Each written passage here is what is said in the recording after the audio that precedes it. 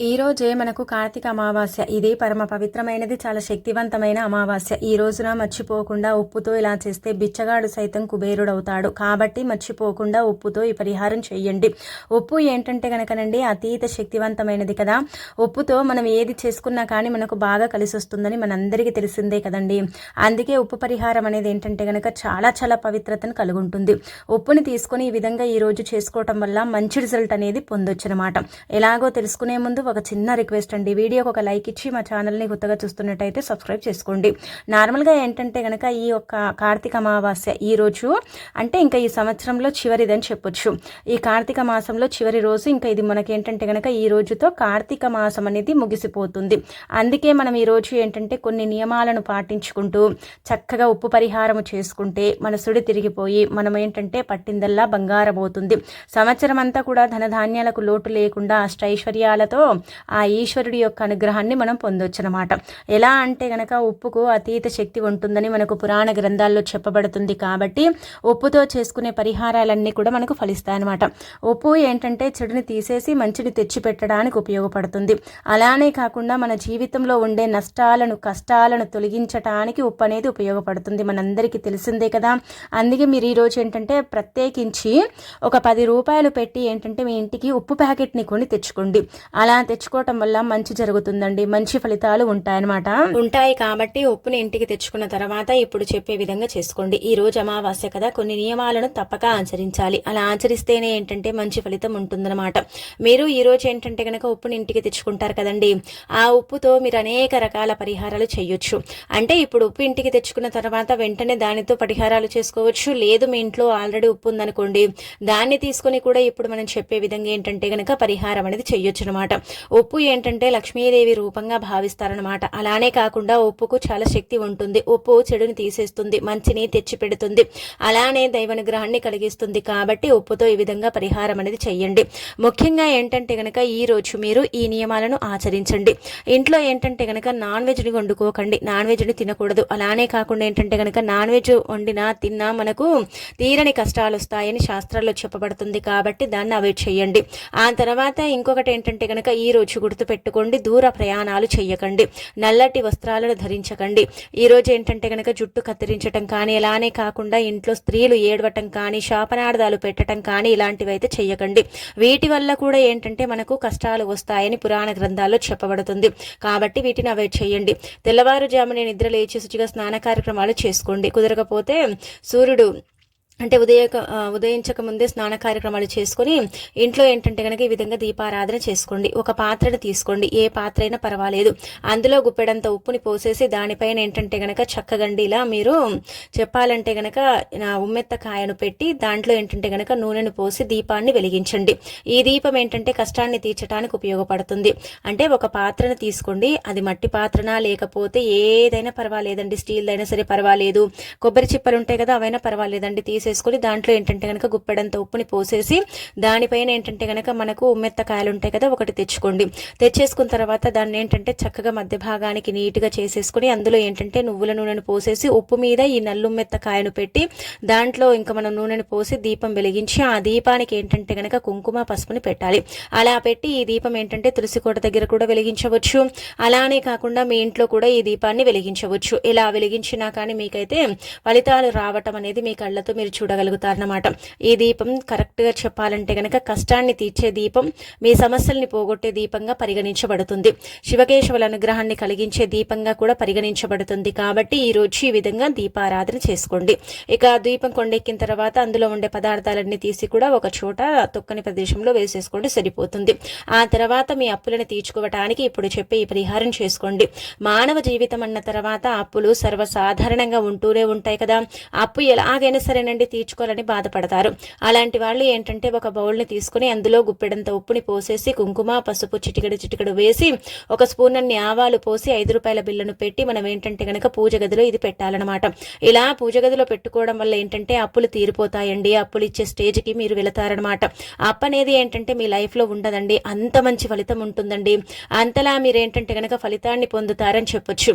అందుకే మీ అప్పులు తీరాలన్నా, మీరు అప్పుల నుంచి బయటపడాలన్నా మీ జీవితంలో అప్పులు అనేవి లేకుండా చేసుకోవాలన్నా సరేనండి, ఖచ్చితంగా ఏంటంటే కనుక ఈ పరిహారాన్ని ఆచరించండి. ఈ రోజు తిథి వార నక్షత్రం అంతా కూడా బాగుంది కదా, ఇలాంటి రోజు మనకు ఇంకా రాదండి, మళ్ళీ సంవత్సరానికి వస్తుంది. అలా వచ్చినప్పుడే మనం దాన్ని ఉపయోగించుకుంటే, దాన్ని ఏంటంటే కనుక చక్కగా పరిహార పరంగా ఈ విధంగా మనము అంటే వాడుకుంటే చాలా మంచి రిజల్ట్ వస్తుందన్నమాట. అప్పులు చేసేటప్పుడు మనం బాగానే చేస్తామండి, కానీ తీర్చేటప్పుడు మనం ఎంత ఇబ్బంది పడిపోతామండి, ఎంత బాధపడతామండి, అసలు ఎందుకు ఇంత అప్పు ఉంది, అసలు ఏం చేయాలి, ఏం చేస్తే అప్పు తీరుతుంది అన్నట్టుగా మనము ఇలా బాధపడిపోతూ ఉంటాం కదా. అలాంటి వాళ్ళు ఖచ్చితంగా గుర్తుపెట్టుకోండి, పరిహారం చేసుకోండి, తప్పకుండా మార్పు అనేది ఉంటుంది. ఆ మార్పుని మీరే మీ కళ్ళతో చూస్తారు, అలానే కాకుండా షాక్ అయిపోతారని చెప్పొచ్చు అనమాట. అప్పుని తీర్చడానికైతే ఈ పరిహారం చక్కగా పనిచేస్తుందండి, చాలా చాలా మంచి రిజల్ట్ని తెచ్చిపెడుతుంది. దీన్ని వదులుకోకుండా చేసుకోండి. ఇదంతా కూడా మీరు ఏంటంటే కనుక పూజ చేసేటప్పుడు ఉదయం పూట చేయొచ్చు, కుదరకపోతే ఏంటంటే సాయంత్రం సంధ్యా సమయంలో కూడా చేసుకోవచ్చు. ఎలా చేసినా తెల్లవార్లు మన ఇంట్లో ఉండాలండి, ఒక రాత్రంతా కూడా మన ఇంట్లో మన పూజ గదిలో పెట్టి మరుసటి రోజు దీన్ని తీసుకెళ్లి ఏంటంటే గనక రావి చెట్టు, మర్రి చెట్టు, వేప చెట్టు, ఏ చెట్టు మీకు అందుబాటులో ఉంటే ఆ చెట్టు దగ్గర పెట్టేసి సంకల్పం చెప్పుకొని ఇంటికి వచ్చేయండి. ఖచ్చితంగా అప్పు తీరటం కాదు, అప్పుల కూబిలో నుంచి బయటపడతారు. అప్పు అనేది మీ జీవితంలో ఉండదు. అప్పులు ఏంటంటే గనక ఇచ్చే స్టేజ్కి మీరే వెళ్ళగలుగుతారండి. అంత చక్కగా పనిచేసే పరిహారం అనమాట, అంత పవర్ఫుల్ పరిహారం అని మనకు శాస్త్రాల్లో చెప్పబడుతుంది. కాబట్టి ఉప్పు పరిహారాన్ని ఆచరించండి. అంటే ఉప్పు అనేది ఏంటంటే గనక అందరికీ దొరుకుతుంది, అందరికి ఏంటంటే అందుబాటులో ఉంటుంది. కాబట్టి తీసేసుకొని ఇలా ఏంటంటే పరిహారం అనేది చేయొచ్చు అనమాట. ఈ చిన్న చిన్న పరిహారాలే మీకు పెద్దగా ఫలితాలను ఇస్తాయండి. ఈ రోజు ఏంటంటే గనక ఈ పరిహారాల ద్వారా మీకు శివకేశవుల అనుగ్రహం కలగటంతో పాటు సమస్త దరిద్రాలు పోతాయి, సమస్త బాధల నుంచి మీరు బయటపడతారనమాట. మానవ జీవితంలో అప్పులు ఉంటే సుఖము ఉండదు, సంతోషము ఉండదు కదండి, ఇబ్బంది మాత్రమే ఉంటూ ఉంటుంది. ఒకటే ఆలోచన అనేది మనకు తడుతూ ఉంటుంది, అప్పును ఎలా తీర్చుకోవాలి, అప్పుల నుంచి ఎలా బయటపడాలి, అప్పు అనేది లేకుండా మేమేం చేసుకోవాలి అన్నట్టుగా బాధపడిపోతూ ఉంటారు కదా. అలాంటి వాళ్ళందరూ కూడా ఈ రోజు ఏంటంటే గనక మంచి రోజు కాబట్టి ఈ పరిహారం, ఉప్పు పరిహారం అనేది చెయ్యండి. మార్పు అనేది మీరే మీ కళ్ళతో చూస్తారు, మనం చెప్పాల్సిన అవసరం లేదనమాట. మార్పు వస్తుందా రాదా అనేది తెలిసిపోతుంది. కాబట్టి ప్రయత్నించుకోండి. ఇంకొకటి ఏంటంటే గనక ఈ రోజు దిష్టిని ఈ విధంగా తీసుకోండి. ఒక నిమ్మకాయని తీసుకుని 4 భాగాలుగా ఇక్కడ చూయించే విధంగా అంటే కొయ్యండి, అంటే కట్ చేయండి. చేసిన తర్వాత అందులో నిండుగా ఉప్పుని నింపండి, రాళ్ళ ఉప్పుని నింపిన తర్వాత అందులో సింధూరం కానీ కుంకుమ కానీ 1 స్పూన్ పోయండి. 2 లవంగాలను గుచ్చండి, చేతిలో పట్టుకోండి. ఇది ఎవరికి ఉపయోగపడుతుందండి ఈ పరిహారం అంటే, మనకు దిష్టి ఉంటుంది, నరదిష్టి ఉంటుంది కదా, నరదిష్టికి నల్లరాళ్ళు సైతం పగులుతాయంటారు మన పెద్దవారు. మరి నరదిష్టి పోవాలంటే గనక మీరు ఏం చేయనంటే గనక ఇలా నిమ్మకాయలు ఇదంతా కూడా పోసేసి నింపేసి ఆ తర్వాత చక్కగా దిగదూర్చండి. ఇది బయట చేస్తే బెటర్ అండి, ఇంట్లో చేసుకోవటం వల్ల పెద్దగా ఫలితం ఉండదు. ఎందుకంటే చేసి మళ్ళీ మనం బయటికే తీసుకెళ్తాం కదా, అందుకే తీసుకెళ్లి డైరెక్ట్ గా బయటనే ఏదైనా ఒక చెట్టు మొదట్లో చూసుకోండి, పారే నీళ్ళ దగ్గర చూసుకోండి, లేదంటే గనక ఎక్కడైతే మీకు కంఫర్ట్ గా ఉంటుందో అక్కడికి తీసుకెళ్లి అక్కడ ఏంటంటే గనక ఈ పరిహారం చెయ్యండి. అలా కూడా మీకు ఏంటంటే గనక మార్పు అనేది వస్తుందన్నమాట. ఆ మార్పుని మీరే మీ కళ్ళతో చూస్తారని చెప్పొచ్చండి. నరదిష్టి ఏంటంటే గనక అక్కడికక్కడే ఆగిపోతుంది, నరదిష్టి అనేది ఉండకుండా ఉండటానికి అవకాశం ఉంటుందన్నమాట. ఎవరైతే నరదిష్టి వల్ల సఫర్ అయిపోతున్నారో, నరదిష్టి వల్ల బాధపడుతున్నారో, నరదిష్టి ఉందని ఏంటంటే గనక ఇబ్బంది పడిపోతున్నారో, అలాంటి వాళ్ళకి ఏంటంటే ఈ పరిహారం చక్కగా పనిచేస్తుందండి, చాలా మంచి రిజల్ట్ ని తెచ్చిపెడుతుంది అనమాట. మీరు నమ్మలేరు చెబితే కానీ అంతలా ఫలితం అనేది వస్తుందండి. ఈ పరిహారం అయితే తప్పక ఆచరించుకోండి. దీనివల్ల ఏంటంటే గనక మంచి జరుగుతుంది, మంచి ఫలితాలతో మీ లైఫ్ అనేది చేంజ్ అయిపోతుంది. నరదిష్టి ఆమరుడు దూడంలో వెళ్ళిపోతుంది అనమాట. నరదిష్టి పచ్చ అంటే పట్టా పంచలైపోతుంది, అక్కడికక్కడే పగిలిపోవటం అనేది జరుగుతుంది అనమాట. అంత చక్కగా పనిచేస్తుంది. ఈ రోజు తిథి అలాంటిది అనమాట. ఈ రోజు తిథిని మనం వదులుకోకూడదు. ఈ రోజు తిథిని వదులుకుంటే మనం చాలా లైఫ్ లో మిస్ అయిన వాళ్ళం అవుతాం. కాబట్టి నరదిష్టికి ఇది చెయ్యండి. ఇక చెడు గాలి సోకిన వాళ్ళు ఉంటారు కదా, అలాంటి వాళ్ళు ఇప్పుడు చెప్పే విధంగా చేసుకోండి. ఒక పళ్ళెం కానీ లేదంటే ఒక పేపర్ కానీ తీసుకోండి, దాంట్లో 1 స్పూన్ ఆవాలు, 1 స్పూన్ రాళ్ళ ఉప్పు, 1 నిమ్మకాయ పెట్టి దానికి కుంకుమతో బొట్టు పెట్టి అందులో ఏంటంటే కనుక కుంకుమ పసుపుని పోసేసి చక్కగా దిష్టి తీసి ఆ తర్వాత అదంతా కూడా కవర్లో వేసి దాన్ని తీసుకెళ్లి కేవలం ఏంటంటే గనక తొక్కుట్లో అంటే 4 దారులు కలిసే చోటు ఉంటుంది కదా, అక్కడ పడేయండి. అలా పడేయటం వల్ల మీ పైన ఉండే చెడుగాలంతా కూడా ఆ 4 దిక్కుల నుంచి ఏంటంటే గనక వెళ్ళిపోతుంది, మీ దగ్గరికి రాదు, మిమ్మల్ని ఏం చెయ్యదు, మిమ్మల్ని టచ్ కూడా చేయలేదండి. ఈ రోజుతో ఏంటంటే గనక మీ లైఫ్ అనేది చేంజ్ అయిపోవటానికి అవకాశం అనేది ఉంటుందన్నమాట. ఇది కూడా మీరు చెయ్యొచ్చు. ఇలా కూడా మీరు చేసేసి ఏంటంటే ఫలితం పొందొచ్చు అనమాట. ఈ చిన్న చిన్న పనులు ఉన్నాయి కదా, ఇవన్నీ కూడా మీకు ఎంతలా ఫలితాలను తెచ్చి పెడతాయంటే, మీరు చేసిన తర్వాత అంటారండి, నిజంగా అండి బాగా చెప్పారండి, మాకు చాలా చక్కగా ఉపయోగపడ్డాయండి, మంచి ఫలితాలు వచ్చాయండి, పరిహారాలు మాకు తెలియదండి, చేసిన తర్వాత ఏంటంటే కనుక మా జీవితం కూడా మారిపోయిందండి, మాకుండే చెడంతా కూడా పోయిందండి అంటారనమాట. అంత చక్కగా ఉపయోగపడతాయండి పరిహారాలు. ప్రయత్నించండి, ఇవన్నీ కూడా చేసుకోండి, చాలా మంచి రిజల్ట్ అయితే ఉంటుందన్నమాట. ఉప్పే కదా అనుకుంటాం, కానీ ఉప్పులో అతీత శక్తి దాగుంటుందన్నమాట. ఉప్పు చాలా చాలా పవర్ని కలిగి ఉంటుందని పురాణ గ్రంథాల్లో చెప్పబడుతుందన్నమాట. కాబట్టి ఆచరించండి. ఇక ఆ తర్వాత ఇంటి పరంగా కష్టాలు ఉంటాయి కదా, అలాంటి వాళ్ళు ఈ పని చెయ్యండి. లేదంటే వ్యాపార పరంగా కూడా అండి, వ్యాపారం మందగించింది, వ్యాపారం సాగట్లేదు, వ్యాపారంలో లాభాలు రావట్లేదు, వ్యాపారంలో ఇబ్బందులు ఉన్నాయనుకుంటారు కదా, అలాంటి వాళ్ళు ఒక మట్టి పాత్రను తీసుకోండి, అందులో నిండుగా ఎడమ చేతితో ఉప్పుని పోసేయండి. అలా పోసిన తర్వాత ఒక స్పూన్ ఆవాలు పోసి, అర స్పూన్ కుంకుమ పసుపుని పోసి, ఇందులో ఏంటంటే రూపాయి బిళ్ళనే పెట్టాలి. వ్యాపారం కోసం చేస్తున్నాం కాబట్టి రూపాయి బిళ్ళ పెట్టాలి, ఇంట్లో కష్టాలు ఉన్నాయి కాబట్టి రూపాయి బిళ్ళనే పెట్టుకోవాలన్నమాట. ఎక్కువగా పెట్టాల్సిన అవసరం లేదు. మనం ముందు చెప్పిన అప్పుల పరిహారంలో 5 రూపాయలు పెడితే ఇప్పుడు చెప్పిన ఈ పరిహారంలో ఏంటంటే రూపాయి బిళ్ళనే పెట్టుకోవాలి, ఎక్కువగా పెట్టకూడదు అనమాట. అలా పెట్టేసి వ్యాపారం చేసే దగ్గర ఏంటంటే కనుక రాత్రంతా పెట్టుకోండి. రాత్రంతా కూడా పెట్టిన తర్వాత మరుసటి రోజు దీన్ని తీసుకెళ్లి ఏదైనా ఒక చెట్టు మొదట్లో పాతి పెట్టండి.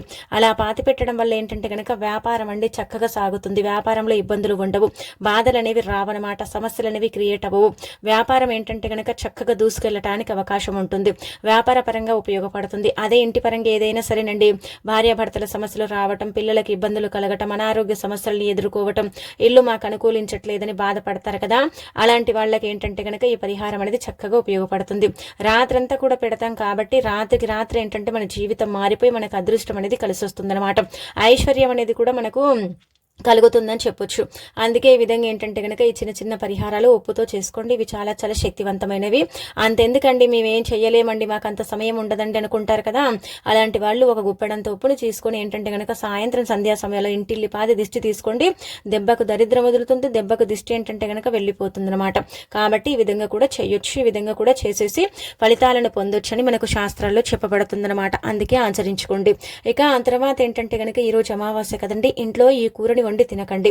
ఈ కూర వండి తింటే 7 ఏళ్ల దరిద్రం పట్టి అప్పుల పాలవుతారు, ఇల్లు సర్వనాశనం అయిపోతుందన్నమాట. అందుకే ఈ కూరల్ని తినకూడదనమాట. ముఖ్యంగా వచ్చేసి ఎర్రపప్పు, వంకాయ, అలానే కాకుండా పొట్లకాయ, అలానే వచ్చేసి గుమ్మడికాయ, నాన్ వెజ్ను తినకూడదండి. ఇలా తింటే ఏంటంటే కనుక మన జీవితంలో మనకు తీరని కష్టాలు వస్తాయని పురాణ గ్రంథాల్లో చెప్పబడుతుంది. కాబట్టి ఈ కూరల్ని మీరు అవాయిడ్ చేయండి, వీటిని అంటే వండకండి ఇంట్లో. ఇవి ఏంటంటే హాని కలిగిస్తాయి. ఆ తర్వాత ఈరోజు వేప చెట్టుని తాకండి. వేప చెట్టులో ఏంటంటే కనుక దేవతలు కొలువై ఉంటారు. వేప చెట్టు చాలా పవిత్రమైనదిగా పరిగణిస్తారు. ఈ యొక్క కార్తీక అమావాస్య రోజున ఎవరైతే వేప చెట్టుని తాకుతారో అలాంటి వాళ్ళ యొక్క జీవితం మారిపోతుందని శాస్త్రాల్లో చెప్పబడుతుంది. వేప చెట్టుని తాకేటప్పుడు, వేప చెట్టు దగ్గరికి వెళ్ళేటప్పుడు ఈ నియమాలను తప్పక ఆచరించాలి. ఎలా పడితే అలా వెళ్ళి వేప చెట్టుని తాకటం వల్ల ఫలితాలు అయితే రావని శాస్త్రాల్లో చెప్పబడుతుందన్నమాట. అందుకే ఏంటంటేనండి, వేప చెట్టు దగ్గరికి వెళ్ళేటప్పుడు ఒక చెంబెడు నీటిని తీసుకోండి, అందులో కుంకుమ పసుపుని పోసి వేప చెట్టు దగ్గరికి వెళ్ళండి.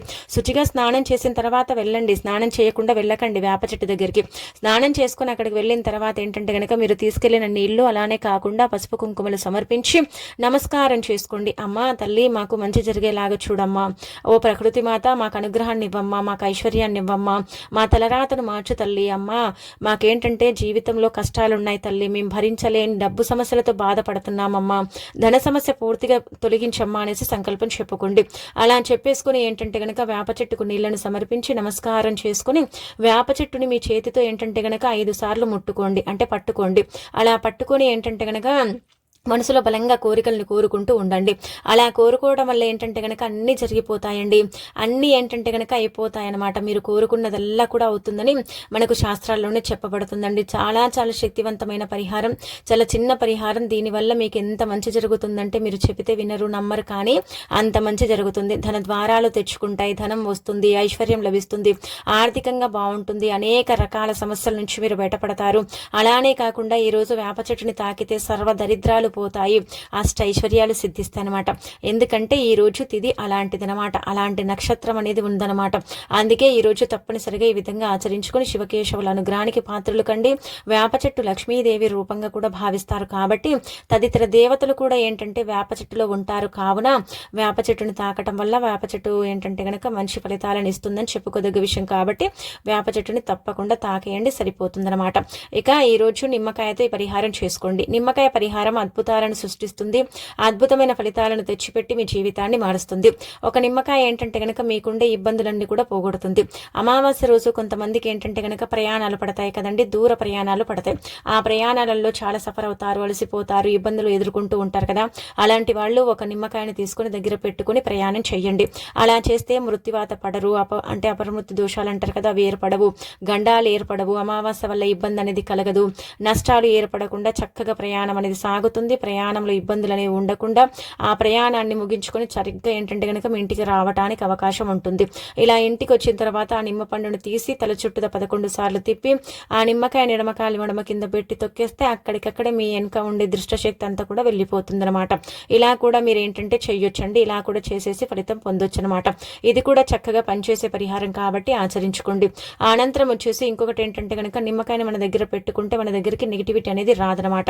రాత్రి పడుకునేటప్పుడు చెడు కళలు వస్తున్నాయని బాధపడతారు కదా, అలాంటి వాళ్ళు ఒక నిమ్మకాయని తీసుకుని దగ్గర పెట్టుకుని రాత్రంతా కూడా అండి, అమావాస్య కదండి, మంచి రోజు అనమాట అండి. అందుకే ఒక నిమ్మ పండుని తీసుకోండి, పండిన నిమ్మ పండుని తీసుకుని రాత్రికి పడుకుంటారు కదా, కళలు వస్తాయి. కళల్లో ఏదేదో కనిపిస్తూ ఉంటుంది.